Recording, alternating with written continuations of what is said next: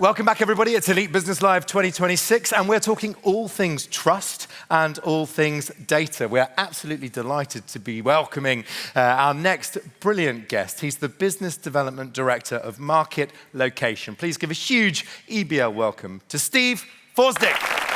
Welcome, Steve. Thank you. It's gone 4 o'clock, it's day 2, and you're sat here about to hear about data. Fair play. Well done. So, I want to talk about setting the standard for trusted B2B data and what that means for you. Data is everywhere. We have more access to more data than we've ever had before. But data is either quietly powering your business or it's silently sabotaging it. And by the end of this session, hopefully, you'll know exactly which side of that sentence you're on. Also, excuse my script. This is a presentation I've done a few times, but we've recently had a little rebrand, and my muscle memory is not quite as strong as it was, so please bear with me. So we live in a world where we are drowning in data. The CRM tools, dashboards, AI is everywhere. And yet, you're probably sat there thinking, why are my campaigns under-delivering? Why are we underperforming? Outputs sometimes feel like they've had too much coffee, and everything feels like it's a little bit of a problem. Now, the problem isn't the volume, it's the standard. You don't have too much data, you just don't have good enough data. Bad data is hiding in plain sight, and it's costing businesses more than they realize. Investment without return, it's underperforming and it's not delivering what you want it to deliver. Ooh. So, what does a fragmented marketplace with varying standards mean? Well, UK B2B data has exploded. The market is now overwhelmed with data providers. But not all growth is good growth. Some providers are absolutely world-class. Others, not so much. And let's just say that for some of the others, quality is optimistic at best. B2B data decays really quickly. In fact, most B2B data decays at a rate of about 35% a year. So, what that means for a business, and the majority of businesses have somewhere between 25 and 30,000 contacts within their database. If you've got 50,000 contacts within your database, at least 15% of those, or 15,000 of those, are out of date and have decayed by the time you come to use them 12 months later. So being on top of what you've got is really important. Poor data is a commercial liability. Poor data doesn't just make life difficult, it drains revenue and it saps on resource. Sales time is wasted on dead or wrong contacts. Ops are too busy marking other people's homeworks rather than being effective and operational. And that really expensive bit of tech that you've bought, and that piece of AI that you've convinced your board and your partners to buy is failing because the data you're putting into it is garbage. So you're getting garbage out. Now, unfortunately, what doesn't happen is the data doesn't get blamed for that. The technology that you've bought gets blamed for that and puts you on the back foot. You're also risking your reputation, which is much more than revenue. And you've spent years building that reputation. So protect your reputation by putting some verification in place and getting stronger data. Data quality is about business infrastructure. Here's the thing for 2026. Businesses that win in 2026 don't have or won't have the biggest databases, but what they will have are the best databases, the better quality databases, the more relevant databases. they'll be trusted because the data they've got and that they're using is trusted. And trust gives data better predictability on your revenues. You're able to forecast more accurately because you're having conversations with people that actually exist. You're able to deliver in real time on the objectives that you have, and data will fuel that. It's not an admin task, it is infrastructure, and you need to put that front and center when you're dealing with data. What you'll end up with poor data is an unmotivated workforce. So sales teams are contacting dead leads, marketing emails are bouncing back, operations are chasing data problems, and the tech, like I said before, is just not delivering how it should do. So we believe that trusted data is a methodology rather than a marketing claim. So what do we mean by that? Well, there are 4 pillars that we work towards when we are collecting data and passing that data on. The first is verification. This means, where has the data come from? The who, the how, and the what. What does that data look like? Is it verified? Is it accurate? And does it comply with governance? From a governance point of view, are you managing that data properly? Is it going into a CRM? Are you maintaining that data? Are you updating it? Because if you're doing those things, you've got good data practice and you shouldn't have problems with compliance.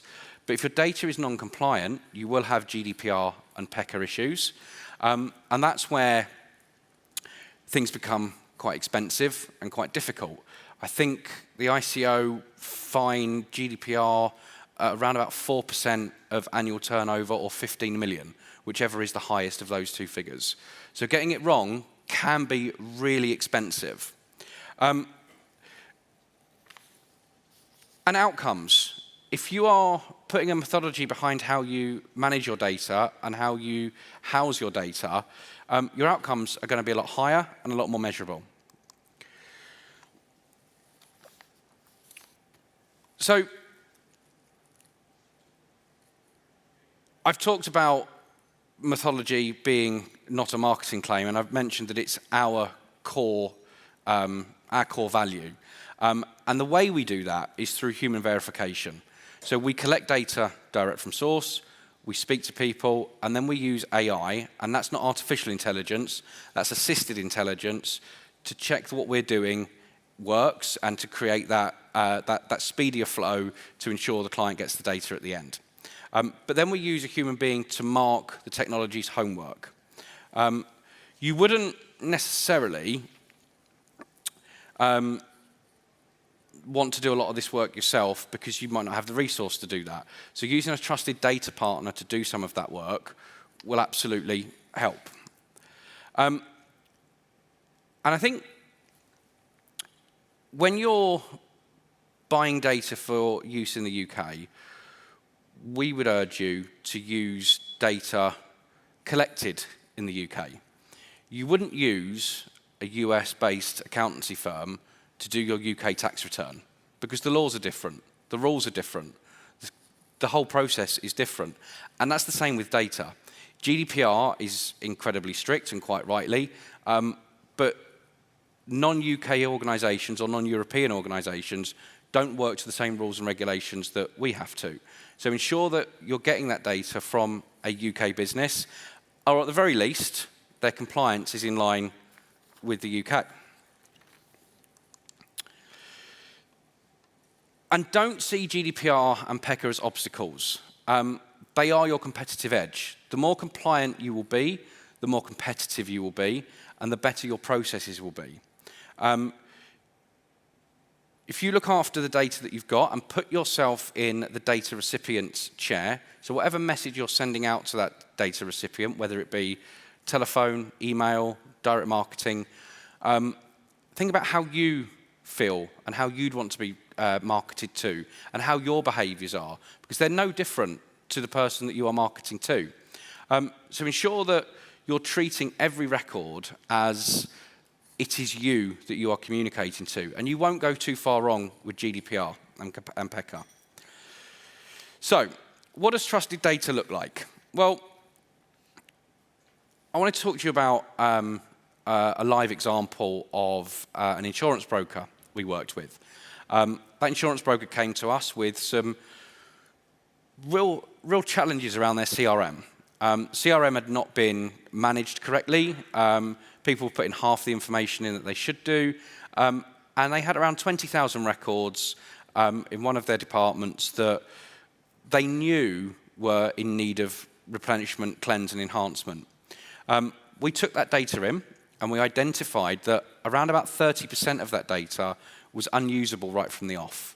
And it meant that they were missing huge chunks of address details. They didn't know what those businesses did.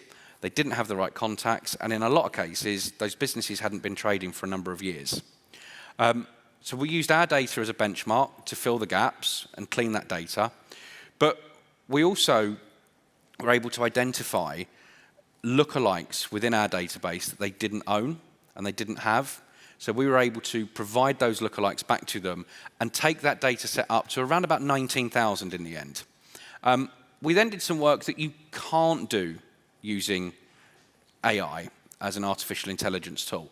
They asked us to identify which of those businesses have got insurance policies coming to an end, who the insurance decision maker is, and what insurance policies they have in place. We did that by using human telephone verification to speak to those businesses and gather the answers we needed to. We spoke to 16,500 businesses and put them in front of their brand. We were able to connect with 16,500 of those 19,000. A human being talking to a human being and verifying the information. It generated 4,800 leads, 1,800 of which became sales qualified leads because they requested a phone call back. And of those 1,800, in the first 3 months, 200 converted into customers. Now, you can do a lot of marketing through automation, and you can do a lot of marketing to assumed data sets. What we were able to do here was build a data set that was verified manually, checked by technology, marketed to by technology, but data going in had been sourced person to person, which meant that the information we got was a lot cleaner, a lot richer, and it meant the success rate of, well over 20% sales qualified leads converting to, well over 10% sales qualified leads converting to customers in 3 months was incredibly high. How does your current data measure up? And if I leave you with one thing today, it's actually these 5 things. Wherever you're choosing to buy data from, wherever you're choosing to source your data from, I want you to ask these 5 questions before you sign on the dotted line. Is the data verified or aggregated? Where has the data come from, and how has the verification process been put in place? What does that verification process look like? How recently was it checked? Quality data providers will check every record they own at least once on a 12-month cycle, but also they'll have checks, flags, and balances in place to ensure that things can be caught if they fall through the gaps. Is it UK compliant? Just because it's a UK contact doesn't mean it's been sourced in a UK compliant way. Has that data been scraped from LinkedIn? Are they a data provider that has been asked not to scrape data? Are they operating under assumed consent or a legitimate interest? And how does that work with your privacy policy and your commitment to your customers and your prospects? Does the compliance match the compliance you need it to? Is it outcome linked? So when that data is in your ecosystem and the outcomes aren't quite as expected as what you wanted them to be, how are they going to help you? What are they going to do about that? Do they have something in place that says X number of records within every 100 should be accurate and will support you with those that aren't? Are they able to deliver the right contact for you to get the right outcome? Are they providing you the right data to deliver the right message through the right source to the right person to get the right outcome? And lastly, what happens if it goes wrong? are there examples they can give you of customers that have taken data and perhaps tied themselves in knots? Do they provide a consultancy service to help you use that data? And or, if they provide you data that they shouldn't have done, what are their processes to help and support you? I felt like I rattled through that, but thank you ever so much for listening and bearing with me. The standard exists. We set the standard. This is not a sales pitch. This is something to give you clarity and to spark a conversation. So if anyone's got any questions, I'd love to take them, or feel free to scan the QR code and book some time in with one of our consultants who can talk through your data requirements and how we might be able to help. Thank you.